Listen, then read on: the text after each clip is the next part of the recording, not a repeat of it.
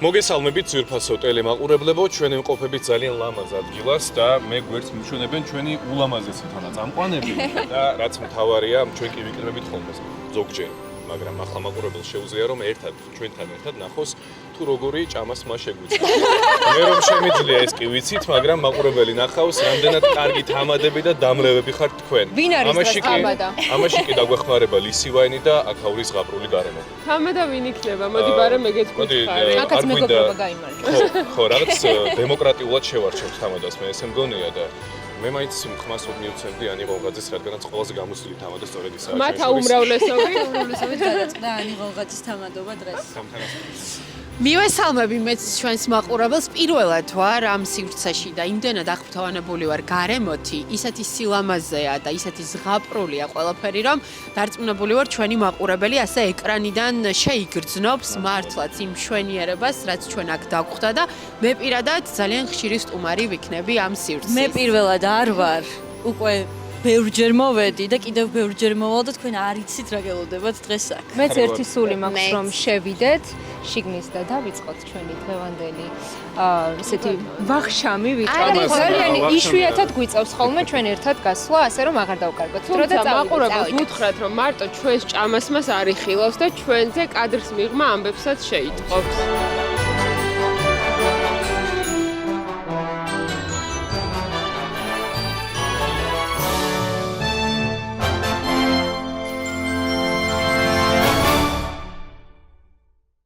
ყავა უსიტყვოდ.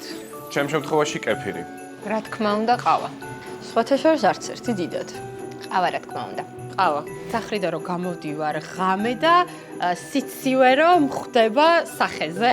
ყველაზე მეტად ეს მაღიზიანებს ზამთარში და ზაფხულში დიდად არაფერი. როდესაც ძილი მაკლია, განსაკუთრებით ფეხბურთს თუ უყურე წინა ღამეს, მაგრამ ვცდილობ მაინც პოზიტიურად წარმართო ეთერი. გაღვიძება. ქაოსი და დაძაბულობა, იშვიათ შემთხვევაში როცა არის ხოლმე. თუ ცუდი სიზმარი ვნახეთ. შევედით აი ამას რო იცახიან საეთეროდან. კამერის გამორთვისთანავე ვულოცავთ ერთმანეთს წარმატებულ ეთერს, ვიხსნით პეტლიჩკებს, აპარატურებს და გეგმავთ უკვე მომდევნო გადაცემებს. ვდუნდებით და მივდივართ საჭმელად, იმიტომ რომ დილით ადრე ჭამას ვერ ვასწრებთ. ასე ხომ მზივარ ეთერში მოჭიმული და პირველი რასაც ვაკეთებ არის აი ეს. ესე ფურცლებს ვყრი ხოლმე და გამოვდივარ სტუდიიდან.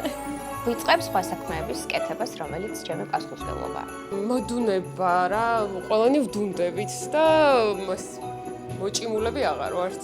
კი, აი ამ 4 წლის განმავლობაში დილის პალიტრა არსებობს. ერთადერთი შემთხვევა იყო, როდესაც გამეღვიძა, რატომღაც მაღვიძა რა მარდარეკა და 8:30 მაჩვენა საათმა და როგორ ავდექი, როგორ ჩავიცვდა, როგორ გავარდი, დღემდე ამოუხსნელია ჩემს მარ მივასწარი. რამდენჯერაც კიდე. ოღონდ მაინც ვასწრებ მოსვლას, მაგალითად ერთი თვის წინ 8:27 წუთზე გამეღვიძა და 8-ზე ეთერში ვიყავი, როგორ არ ვიცი. არასოდეს დამძინებია. კი, მე ვარ იქ. არასდროს. კი. სოხას ვიტყვი, იმიტომ რომ ყველაზე მეტად მგონია, რომ ან ისე ძინება ხოლმე და ის შუალედიც რაც გვაქვს, ძირითად ძილში ატარებ. ალბათ მე. ამაზე ვერ გაგცემთ პასუხს, არავისთან ერთად არ მძინებია ჯერჯერობით. მე და ღონღაძე ალბათ. ალბათ რომა, იმიტომ რომ ფეხბურთს უყურებს ხოლმე გვინანებობდა. ანი სოხაძე. ერთს ვერ გამოვარჩევ. თათა. არავინ. დილით ყველა ვცოფავთ ხოლმე ერთმანეთს. როცა ერთად ვართ, ყველა პოზიტიურები ვართ ხოლმე. მე ალბათ ყველანი თანაბრად. ჩემი მედუეტეებიდან ანი ღონღაძეს ვიტყვი, დილით მოჭარბებული აქვს ხოლმე. რა თქმა უნდა, ანი ღონღაძე. ალბათ მე. არ ვიცი, ესე გამორჩეულად, რაღაც ერთმანეთს ვყვებით. მე მე ვისთან ერთადაც მიწევს მუშაობა იმ გუნდში ანი. ნუ რა თქმა უნდა, ჩვენი ძვირფასი ოპერატორების და საეთეროს გარეშე. ჩვენი ოპერატორებისა და რეჟისორის გარეშე. რა თქმა უნდა ოპერატორების და რეჟისორების. ერთი გუნდის წევრიც თუ აკლია დილის ეთერს, ვერ დაიწყება. გუნდის გარეშე, იმიტომ რომ ყველა მნიშვნელოვანი როგორც წამყვანი, ოპერატორები, საეთერო და ასე შემდეგ. საეთეროს და ოპერატორების. სახლში. ალბათ ჯობია რომ სახლში იყო, რადგანაც ამ სიტყვის ქართულ შესატყვის ვიტყვი, თავმძიმობის ჟამს უკეთესია რომ სახლში იყო, ვიდრე სტუდიაში წვალობდე და მაყურებელსაც აწვალებდე. სახლში გოზინაყის თებში თხალში და აქეთ ყავით. ბოთიში, მაგრამ სახლში. სახლში. რა თქმა უნდა, სახლში დიდი ბოდიში მაყურებელთან. ყველა ალბათ ჩვენ ისეთი პასუხისმგებლობებით ვართ ახსავსენი დილის გადაცემის წამყვანები, რომ მოვიდოდით და მოსულვართ კიდეც არაერთხელ აბსოლუტურად უძილოები. უძილოდ ბევრჯერ მივსულ ვარ და მგონია რომ მე შევძლებდი ამას. მე ყოღაძე. ალბათ ყველა ჩემი თანაწამყვანი რომელსაც შვილი ყავს. ყველა ჯანმრთელობა. ყველაფერი უნდა გავერთიანოთ და ეს არის ბედნიერება. ბედნიერება. ჯანმრთელობა, სიყვარული, ბედნიერება არ არის ერთი სიტყვით, არ ითქმის. ბედნიერება. ჯანმრთელობა. პირდაპირ ეთერი და ალბათ ჩემი კოლეგებიც დამეთანხმებიან, რომ აი რაღაცა განსხვავებული და სხვა მუხტი აქვს პირდაპირ ეთერში მუშაობას. პირდაპირ ეთერი. პირდაპირ ეთერი აუცილებლად. ის რა არის, ორივე ძალიან მიყვარს. ორივე თავისებურად. პირდაპირ ეთერი. პირდაპირ ეთერი. ხან ისე ხან ასე, მაგრამ უფრო რადგან დილა ვართ, ალბათ სახალისო. მე ესე ვიტყვი რომ საჭირო თემა უკეთესია. შეიძლება იყოს სერიოზობის და სახალისოც. ორივე ვიტყოდი თანაბრად ალბათ. სახალისო. ორივე. ორივე თანაბრად. უკვე ცხოვრების წესი. ალბათ ცხოვრების წესი. ცხოვრების წესი. ცხოვრების წესად იქცა უკვე. ცხოვრების წესი. რა თქმა უნდა, ცხოვრების წესი. გამოვარჩევ ახალ წელს, როდესაც პირველად შევხვდი ჩემ შვილთან ერთად და დედის სტატუსით. ანუ ლენკას პირველი ახალი წელი იყო ჩემთვის ყველაზე გამორჩეული. ყველა ახალი წელი გამორჩეულია და ესე ცალკე ვერც ერთს ვერ ვიტყოდი. ცხოვრების ყველაზე გამორჩეული ახალი წელი, ყველა ახალი წელი, როდესაც პატარა ვიყავი, ძალიან მენატრება ეგ შეგრძნებები, რაც დიდობაში უკვე აღარ მაქვს, თუმცა რაც დიდი ვარ, ალბათ ჩემს შვილთან ერთად პირველი ახალი წელი. არ ვიცი, ვიმედოვნოთ რომ ეს ახალი წელი იქნება გამორჩეული.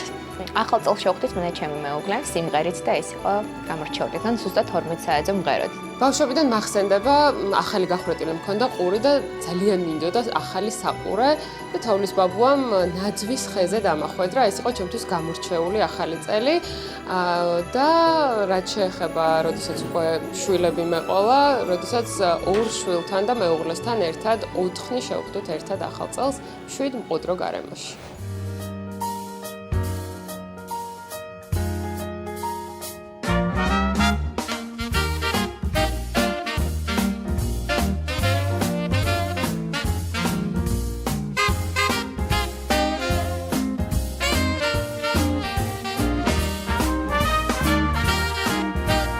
როგორც შევკვირდით მაყურებელს, გაიშალა ჩვენი ზღაპრული საახალწლო სუფრა და მე მგონი დროა რომ უკვე ამ სუფრას შეემატოს ღვინოც, რომელსაც მე ჩამოვასხამ და დამეხმარება ამაში ჩვენი თამადა. მოკლედ, მეგობრებო, ერთხმად კი დამასახელეთ თამადად, მაგრამ სადაც რომა მე იქ ვერ გავკადნიერდები და ჩემს თავზე ვერ ავიღებ სუფრის გაწყობას, ასე რომ რომაშენ თან დიდი ბედნიერება გაქვს ხოლმე. წილად, როდესაც ესეთ გოგონებთან ერთად ხართ, თან ხოლმე, ესე ბალანსი დაცულია, ასე რომ დღეს შენ გისმენთ, კარგი? დიდი პატივია ჩემთვის, მე ესე ვიყოდე, არა მხოლოდ საკვების მხრივ, არამედ დამწერ საზოგადოების მხრივ ესეთ ლამაზ სუფრასთან ყოფნა და ჯადოსნურ გარემოში ნამდვილად მადლობა ლისი ვაინს იმისთვის რომ გვიმასპინძლა და გისურვებთ წარმატებულ, ბედნიერ, ძალიან ლაღ და ბევრი კარგი სიახლით სავსე მომავალ 2026 წელს და დიდი იმედი გვაქვს რომ მომავალ წელს ამ დროს ასევე ერთად შევიკრიბებით და ძალიან კარგ ადგილას სადმე შევხვდებით ერთად. გილოცავთ კიდევ ერთხელ.